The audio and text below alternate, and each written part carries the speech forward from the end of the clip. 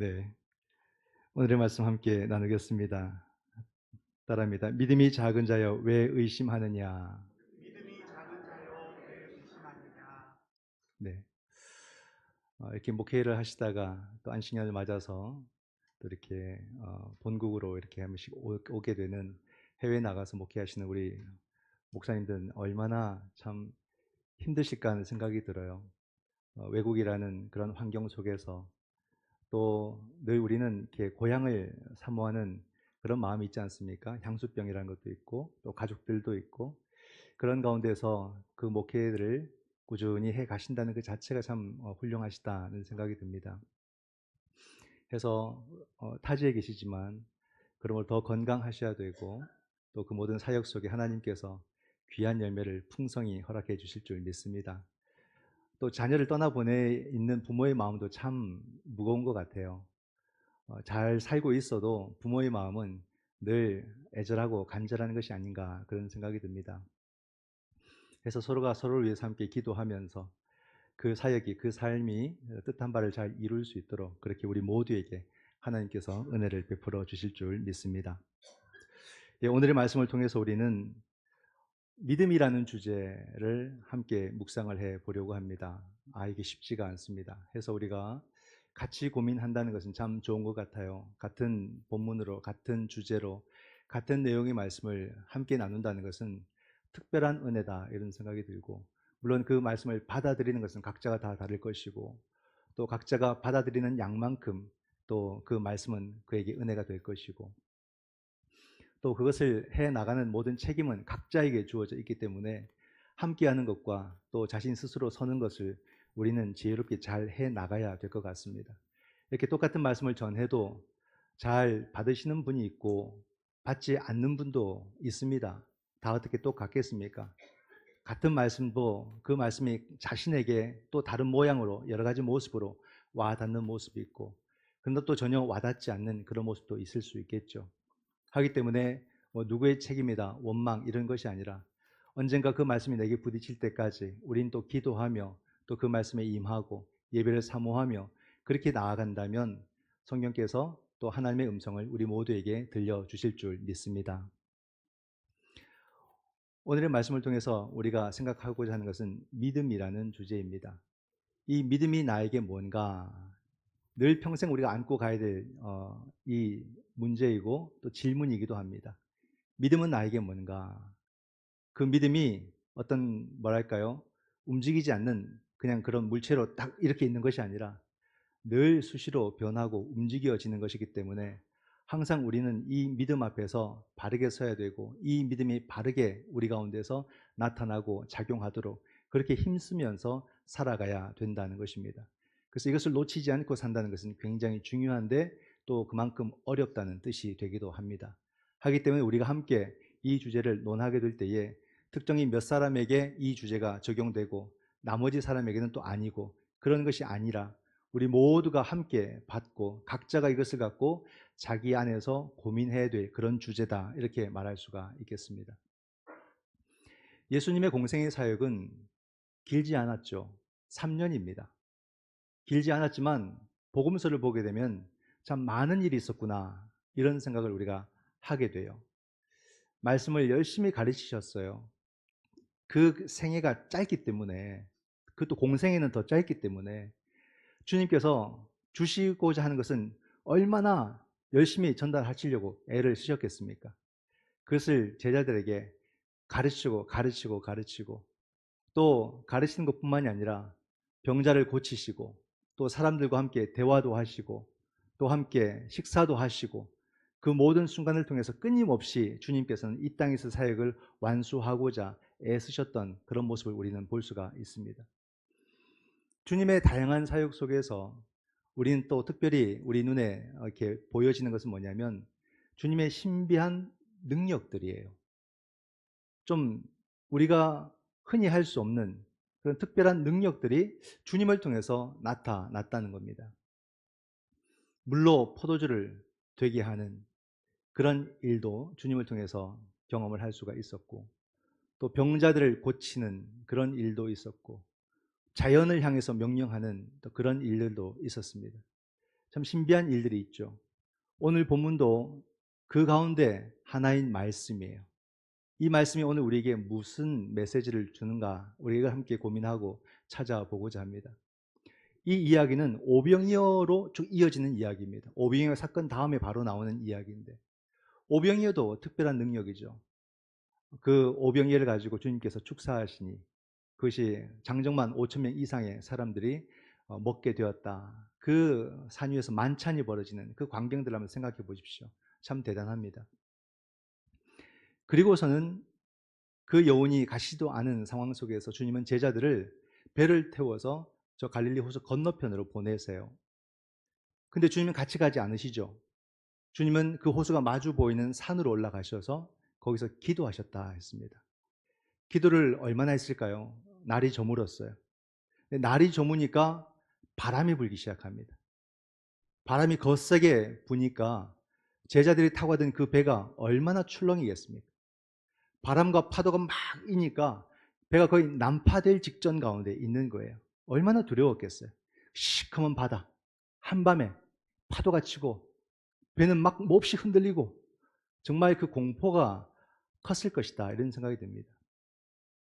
그런 걸 보면 지금도 그 지중해에 유럽으로 가고자 그 난민들이 배를 타고 뭐 불법이지만 살아보려고 배를 타고 가지 않습니까?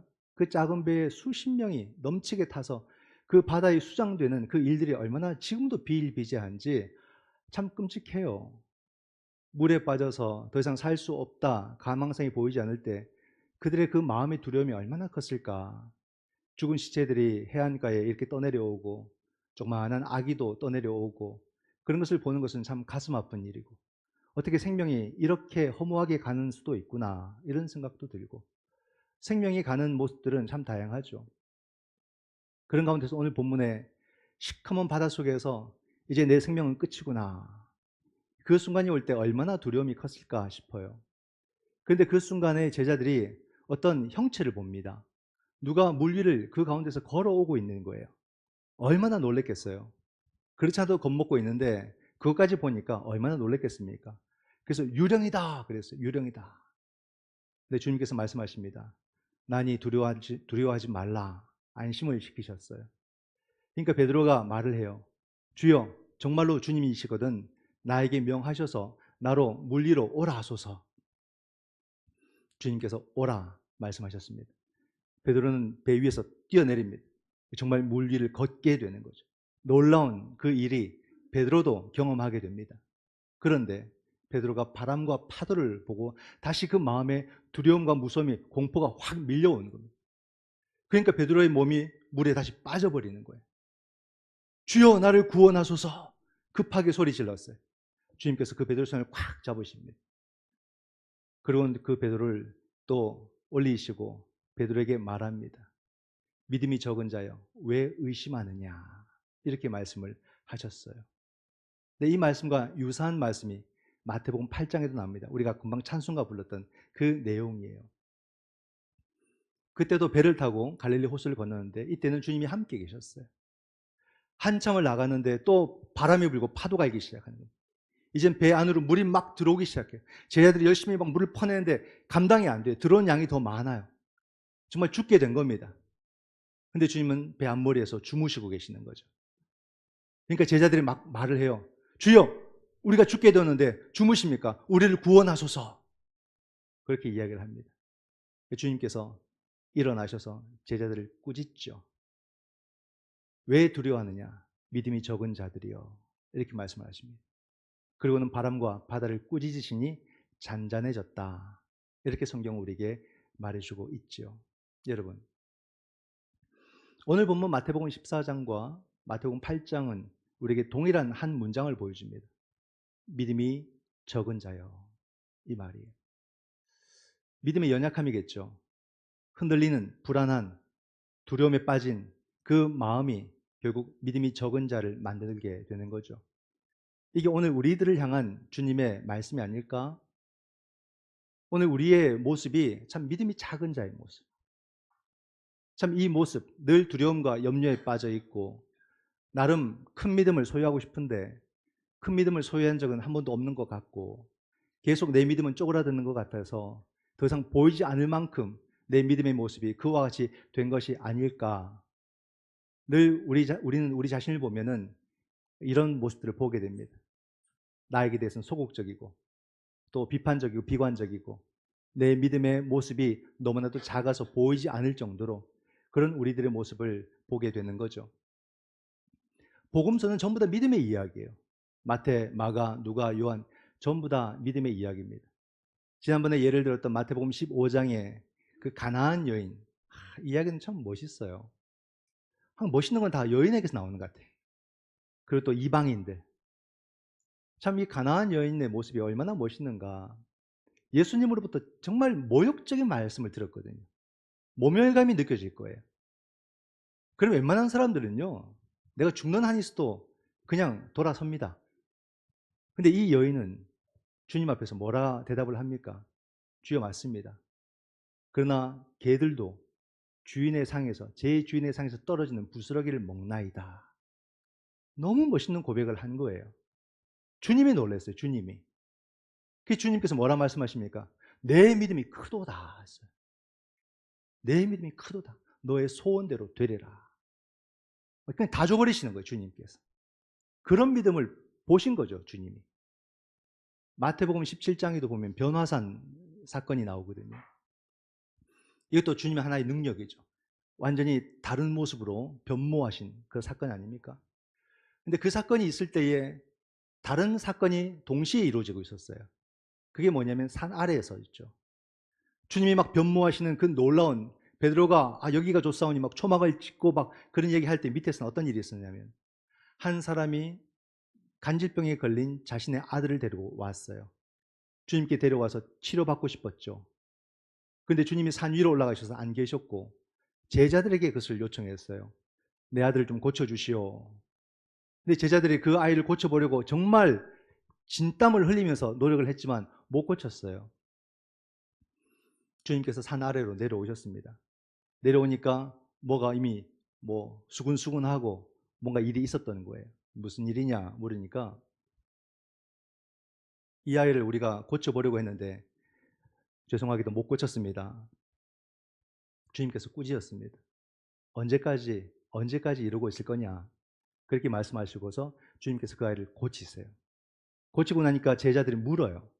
왜 우리는 안 되고 왜 주님은 됩니까? 이렇게 물으니까 주님께서 제자들에게 이렇게 말씀을 하셨습니다. 17장 20절에 보면 너희 믿음이 작은 까닭이니라. 진실로 너희에게 이르노니 만일 너희에게 믿음이 겨자씨 하나만큼만 있어도 이 산을 명하여 여기서 저기로 옮겨지라 하면 옮겨질 것이요 또 너희가 못할 것이 없으리라. 적은 믿음이 적은 자요. 그 말은 거의 믿음이 작용 안 했다 이 말이에요. 겨자씨 하나만큼의 믿음이라도 작용하면 산을 옮길 수 있다. 여러분 믿음이 뭘까요? 믿음이 뭐겠습니까? 믿음은 막 이런 신비한 능력을 막 나타내는 것일까요? 초자연적인 능력을 막 행할 수 있는 것이 믿음이라고 성경은 우리에게 가르치고 있는 것일까?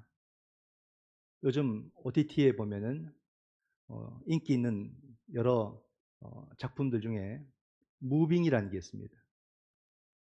웃는 분들은 보시는 분들 같은데 거기 보면 초능력자들이야, 초능력자들. 우리 어릴 때 상상했던 꿈꿨던 그걸 이제 어른들이 드라마로 만든 거죠. 막 하늘도 나르기 시작하고 막 나르고 몸이 막 다쳤는데 회복돼 버리고 막 이런 모습들이 있더라고. 막 안 들리는 소리도 잘 듣고 아주 초능력자들이 많습니다. 재밌게 보실 수도 있겠는데 그런데 우리가 어릴 때는 그런 초능력을 많이 꿈꾸지만 이제 어른이 되면 현실을 알기 때문에 이제 그런 것을 포기하죠. 그런 꿈 자체를 포기합니다. 그러나 한 번씩 그런 꿈을 꿀 때가 있어요. 언제? 우리가 당면한 현실이 너무 어려울 때. 내 삶이 너무 위기 가운데 있을 때. 그런 특별한 능력이 내게 있으면 좋겠다. 그런 생각들을 할 때가 있거든요. 돈 많다고 이런 생각 안 하는 거 아니에요. 권력 있다고 이런 생각 안 하는 게 아니에요. 우리의 삶은 언제나 어려움에 당면하기 때문에 그럴 때마다 자신의 연약함을 보게 되고 특별한 능력을 내가 좀 가지면 좋겠다. 이런 생각들을 사람들은 다 합니다. 근데 그런 생각을 가장 많이 하는 부류가 있더라고요. 목회자들, 목회자들. 제가 가만히 생각해 보니까 내가 언제부터 초능력을 꿈꾸고 있더라. 나르고 싶을까요? 그런 건 아닙니다. 아픈 성도들이 오면은 너무 마음이 아픈 거예요. 하나같이 전부 다 막 큰 병들을 안고 있고 어렵고 괴로워하고 있고 바로바로 뭔가 해결이 안 되는 그런 어려움들. 목사로서 막 손만 얹으면 다 나으면 좋겠다. 이런 생각이 간절하게 드는 거예요. 어떻게든 치유하고 싶다. 고치고 싶다. 막 이런 마음이 너무 드니까 내가 막 간절한 믿음을 구하기보다 초능력을 구하고 있다. 초능력. 가난한 성도들 보면요. 그 가난이 주는 그 비참함이라는 게 있거든요. 그 아픔들 얼마나 힘들까? 얼마나 그 순간이 어려울까? 생각이 들면 막 어떤 큰 능력이 있어서 막 도움을 드리고 싶은 거예요. 그런 마음들이 막 있어요. 근데 믿음은 그런 게 아니죠. 그런 게 잘 되지 않습니다. 믿음이 뭘까? 사실 믿음은 우리가 여기서 믿음이 적다, 믿음이 크다 말하지만 본래는요, 이렇게 말하는 게 아닙니다. 믿음은 있다, 없다로 말해야 되는 거죠. 믿음이 있느냐, 믿음이 없느냐. 여기서 믿음이 작다, 크다 말하는 것은 믿음이 있다는 것을 전제로 하는 거예요. 우리의 연약함이 그 믿음이 작용하지 못하도록 만들었기 때문에 믿음이 적은 자라고 말하는데 믿음은 있다 이 말입니다. 지금 베드로가 믿음이 작은 자여라고 주님께 책망을 받았지만 그 말은 믿음이 없다는 뜻이 아니에요. 믿음이 있다는 전제입니다. 근데 우리의 두려움과 염려와 그 어려움들, 불안들이 나의 믿음을 작용하지 못하게 만들어 버리는 거예요. 그 성경 그것을 의심이라고 의심. 우리 속에 날마다 불안감이 있고 날마다 염려가 있고 날마다 근심이 있잖아요. 근데 우리는 그것을 해소하기 위해서 자꾸 남을 원망하는 데 씁니다. 남을 공격하는 데 써요. 그러면 그것이 사라질 것처럼 그것을 남에게 전가할 수 있는 것처럼 그렇게 자꾸 남을 원망하고 남을 비판하고 남과 싸우는 그런 일도 이 문제를 해결하려고 할 때가 참 많죠. 그러나 그렇게 안 됩니다. 끊임없이 우리는 이 두려움에 빠지게 되는 거죠. 믿음이라는 게 뭘까? 믿음이라는 것은 여러분 다른 것이 아니라 바로 하나님께로 가까이 가는 것입니다. 이것을 말하는 거예요. 우리가 어떻게 해야 두려움 없는 그 참된 믿음의 굳건히 설 수 있을까? 그 현실의 문제를 잘 생각해 봐야 됩니다. 지금 현실에서는 사실 이 문제를 해결하기가 어렵더라고요. 고민해 보니까. 이게 해결이 안 돼요. 왜냐하면 우리 삶에는 끊임없이 바람이 불고 끊임없이 파도가 치고 우리는 그 위에서 몹시 흔들리고 있기 때문에 우리가 의심이 사라지거나 두려움이 사라지거나 염려가 사라지는 그런 삶은 우리에게는 없다. 이게 차라리 답이죠. 우리의 삶은 한순간도 아무 일도 일어나지 않는 진공 상태를 살지 않습니다.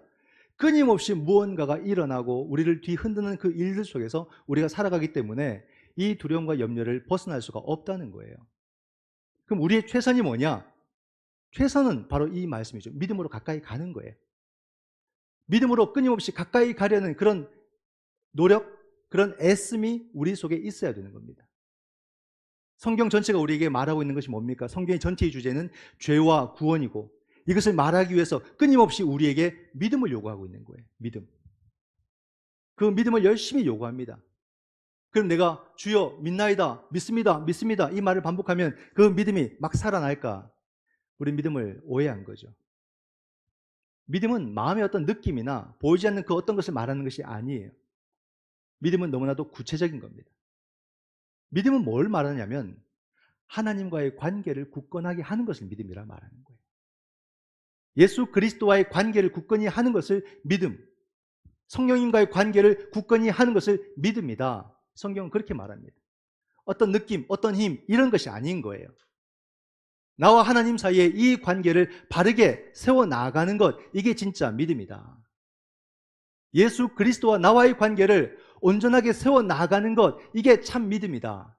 그걸 말해주는 거죠. 지난주에도 말씀을 드린 것처럼 우리가 음악을 모르면 음악을 들어도 그 의미를 잘 깨닫지 못합니다. 그러나 그 음악을 알기 위해서 공부를 하면은 어느 순간부터 그 음악이 들리기 시작하는 거죠.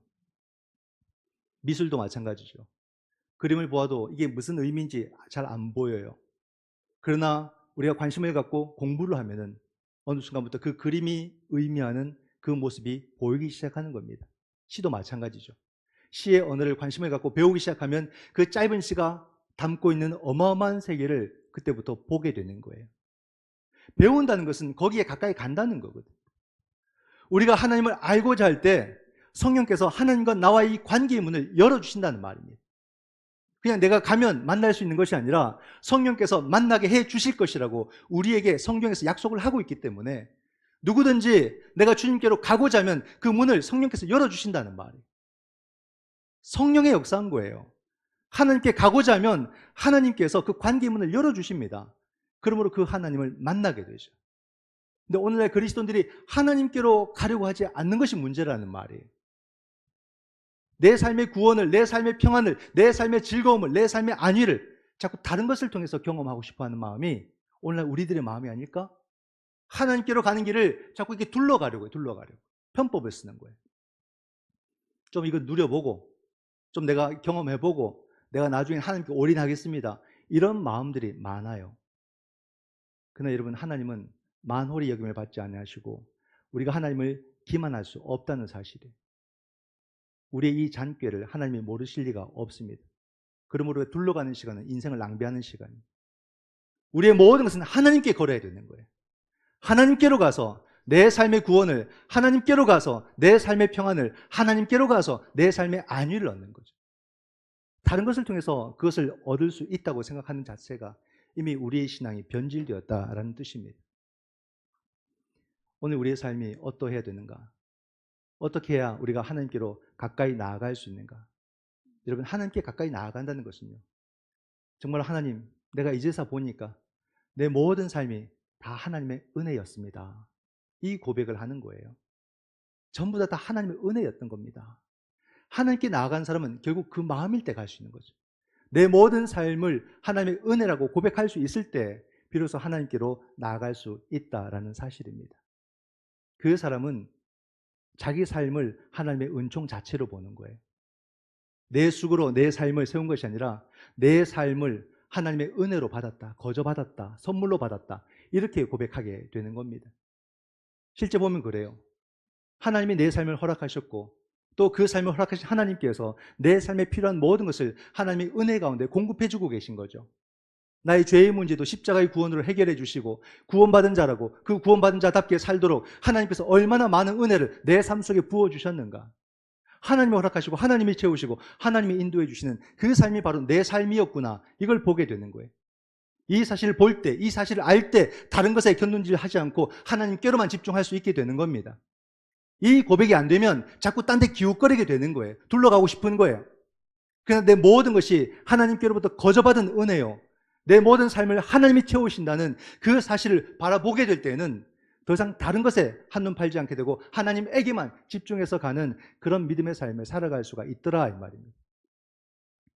그렇게 될 때 또 우리가 알게 되고 보게 되는 것은 내 삶 그 자체가 얼마나 귀하고 아름답고 복된 것인가를 드디어 알게 되는 거예요.